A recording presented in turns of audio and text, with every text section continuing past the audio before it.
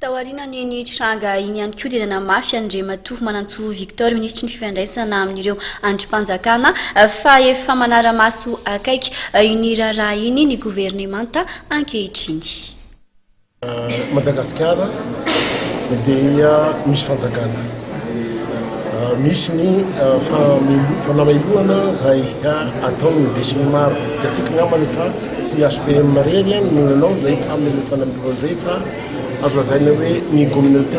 malagasy manontolo mihitsy kanefa ny fantatsika tsara fa ny fanjakana sy maintsy manao ny andraikitra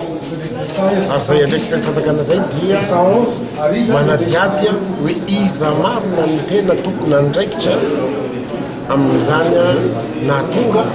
fahafatesan'olona. Rehefa misy fahafatesan'olona dia sy maintsy mandray andraikitra ny fanjakana indrindra ka everinay zany fa araky ny voalaza ny tena tompona andraikitra na amin'ny filaminana io na amin'ny fitsarana io dia tsy maintsy mandray ny andraikitra ary mino antsika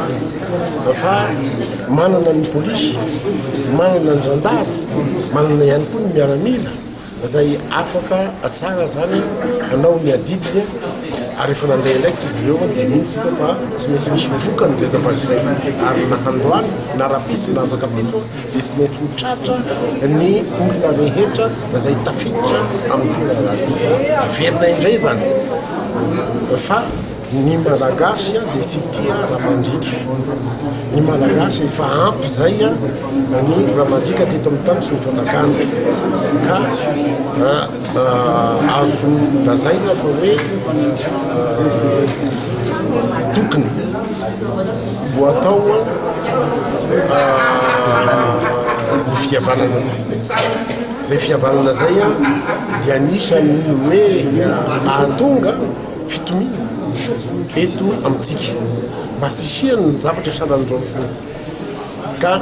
misy rairay avy amin'ny fotoan'izay rehefa mahatoky ny lalako ombany Madagasikara